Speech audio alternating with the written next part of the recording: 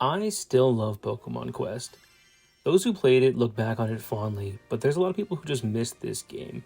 Pokemon Quest released back in 2018, after Pokemon Go, but before Pokemon Masters EX. It's a cute little game where you raise Pokemon you caught with soup on an island and you progress through many biomes against appropriately themed Pokemon until ultimately you fight the final boss. It's not super deep and there's no real pressure. You can play it for a few minutes a day and just enjoy it. It's been a year now since I beat the game using only shiny Pokemon, and just wow. That video did way better than I ever could have imagined. For a long time, I just continued to farm shiny Pokemon, and then I really got into the Pokemon TCG, but eventually, like it always does, the itch to play came back. But how was I going to top a shiny run? Briefly, I debated doing another shiny run, maybe adding rules to make it harder, like not using Pokemon of the same type, but ultimately I decided to do something new. I narrowed it down to two choices, using the Kanto starter trio, or only using Eevee. I thought both of these choices would be easier and faster than the shiny run, and decided Eevee would probably take the least time investment. After all, I could just evolve them into whatever I wanted, and maybe use that to sidestep the hard levels. So the game starts, and once again I have to forsake my best friend forever and pick Eevee as a starter. Which, by the way, I love this game gives us the Kanto trio and the starters from the Let's Go games. Starting with Eevee was already going to be the biggest time saver. With the shiny run I had to farm for weeks just to get the starter Pokemon, but this time I was ready to go right out of the gate. I had two primary goals, and luckily I could do them at the same time. First was to level up my current Eevee. I needed to get it to level 36 so that it could evolve. In the beginning of the game, this is not a small amount. The tutorial of the game has you make your first pod of soup and attract a Pidgey and a Rattata. Now you do have to use them for the first tutorial, but afterwards I trained them against my Eevee, which took it all the way to level 5. Yeah, this is going to be slow. By the way, Pokemon used in training are just gone after.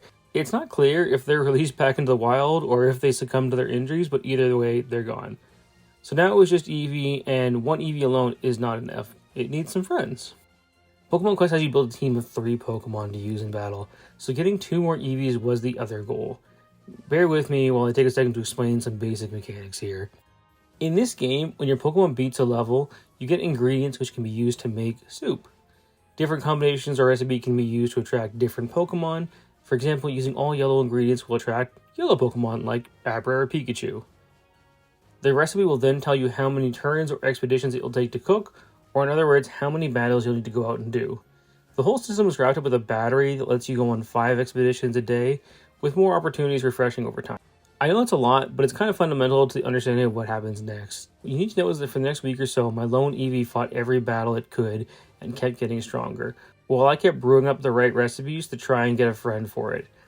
I found a lot of Pokemon like Charmander or this adorable Dratini, which, by the way, how crazy would this be as a starting team? Ultimately, I sacrificed them. I trained them all the way. My Eevee was getting stronger, but on its own, it wasn't able to progress out of the first zone. No amount of stats would help it when fighting too many opponents at once. In this game, if a Pokemon gets knocked out, it starts a timer to revive, and as long as one team member is still up, the battle will continue until that Pokemon revives, or you win, or all buddies go down. Without someone to share the load, this was kind of unwinnable. So I focused my cooking skills and tried to only cook the plain crepe a la cube, whenever I had the ingredients, and after a few of these, I got Snorlax and Kangaskhan. I finally got lucky and I found my second Eevee. I also found a shiny Farfetch'd, but I don't want to talk about that. With that, I was able to beat the Raticate boss of the first step zone, and to get on with the real game. Now with 2 new zones in front of me, I chose the Gloom Grove. I didn't have a type advantage either way, but the suggested strength was lower, so I figured why not start there. I did okay for a bit before I got stuck and decided to try the other path. And this is where I run into a disheartening turn. Eevee just isn't strong. Without evolving, I wasn't going to be able to push through most things. Worse, I still only had 2 out of the 3 team members, so I resigned myself to the grind. For about a week, I had my team auto-farming the same levels over and over and over again. The ingredients I needed ran low, so I decided to invest in some decorations that would help me increase their drop rate. For 50 points each, or 3 days of login bonuses, I was able to buy the Jolteon, Flareon, and Vaporeon cushions. These would increase the drop rate by 50%, and maybe less importantly, I just feel like they needed them for this run. They seem like the perfect decorations. After many pots of soup made, I finally got my third Eevee. It arrived at level 2. Now the rest of my team was in the 20s, so I knew it would take another day or two to catch up, but I wasn't too worried. A long, slow hurdle had just been leapt. Almost immediately, I was able to start taking down zone bosses like Butterfree and Poliwrath. It's also around this time that I managed to pick up my second shiny Pokemon of the run, a bright purple Ammonite, which honestly kind of made me sad.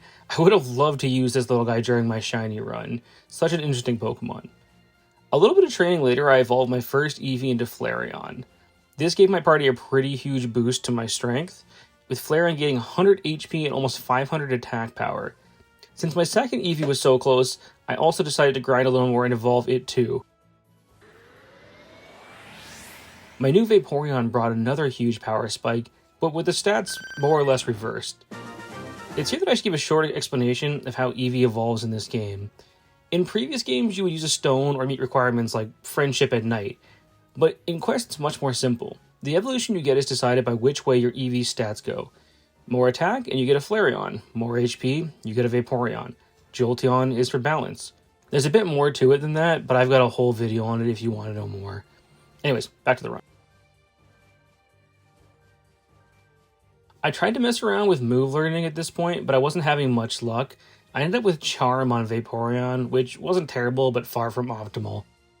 Still, it was enough to get through the next boss, which was Machamp, at the top of Parched Peak.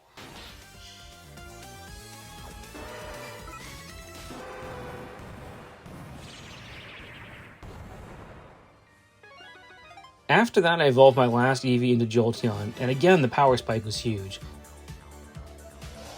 I messed around with move learning again, and this time I got Hydro Pump on my Vaporeon, which helped me beat Belly Button Cave and its Golem boss.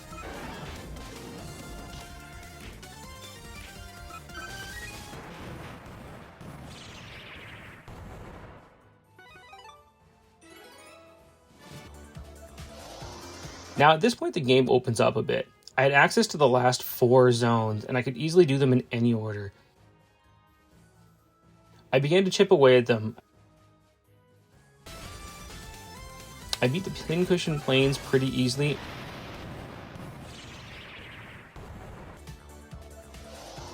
And I bought some upgrades for my base. The Venusaur Garden would increase yellow ingredient drops, which were vital to cooking for Eevee, and it paid off. I now got my 4th Eevee. Now, as I'd been playing, I had been unlocking the higher level cooking pots, and these pots would attract higher level Pokemon, but they also had higher base stats. Without complicating it, this means an Eevee caught using the silver pot or gold pot would be much stronger than the bronze pot. So this new Eevee was going to be much stronger, and it arrived at level 60, which was a pretty huge jump. I decided to replace my original Eevee and evolved into a Flareon and taught it Flare Blitz.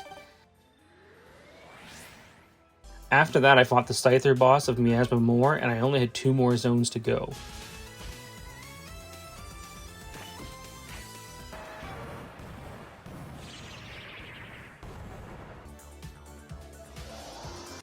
Somewhere around this point, I managed to get my 3rd shiny Pokemon for this run. Seriously, the luck on this run was just dumb. I knew from past runs the 9th zone had one of the toughest bosses in the game, so I decided to skip it for now.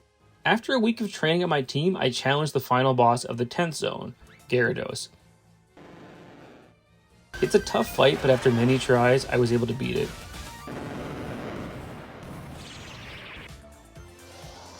See, the thing I had noticed about the Eevee squad was that they were fairly unreliable. I would often have extremely fast clear times, but even after beating a level a dozen times, it would still sometimes fail. This made farming really frustrating. But farm I did. I stayed with Gyarados until I could beat it about 90% of the time, and I farmed up some great stones to equip to my team. Powered up and went back to fight the earlier boss I had skipped. The Hush Highlands fight is particularly hard because with most boss fights you only need to fight 1 large Pokemon and maybe a few unevolved helpers. Instead, here you have to fight Nidoking and Nidoqueen at the same time.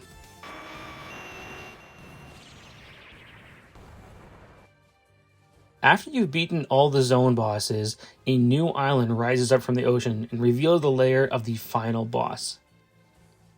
But before we could enter, I decided to make a few more upgrades around the base. A mechanical Tauros brought in more gray ingredients, which were the other components of our Eevee recipe, and the Pikachu surfboard increased the chances of multiple Pokemon showing up in town when you cook. The Mewtwo Arch was another addition, which, if I'm being honest, wasn't really needed. It increases the amount of expeditions you can go on a day, but it's much better in the early game. I also got another Eevee, and I swapped out my Jolteon for a new Flareon with Fire Blast. I got this Flareon to around 65 at the time, and my other two buddies were now at 100. I was feeling confident, so I decided to challenge the final boss. This fight is just so good. It's so simple, but the aura on this guy is just perfect for this game. After having basically no NPCs, no reaction to anything through the game, having a Pokemon just give you a lecture and start whooping your butt is kind of neat. This fight actually went better than it usually does. Mewtwo still has the ability to just blow everybody up with one attack, and I actually got really close to dying a few times. But eventually, I got it on my first try of all things too. I was kind of impressed with myself. Mewtwo recognizes that it's not at its best, and it promises to fight you again later, which is still kind of interesting. As the credits rolled, I watched my team run through each region again, like some kind of victory lap. But that wasn't all this run had to offer. Actually, while I was recording this video, while I was editing this video, I got one last surprise. See, I kept making the Eevee soups, just in the off chance that maybe I'd eventually be able to beat the post-game area with just Eevees, which is really a challenge. And then this guy showed up. And if you can't tell by looking at it, it is actually a shiny Eevee. It's kind of a more grayish color. I wanted to come up with a good name for it, but I only found one thing to be appropriate, and that was subscribe please, because this video took a lot of time and a lot of work, and I would really appreciate it if you hit the subscribe button. Even better if you send this to a friend. So right away I decided I needed to evolve this guy. I already knew what I wanted, so I added the HB stone and let this roll.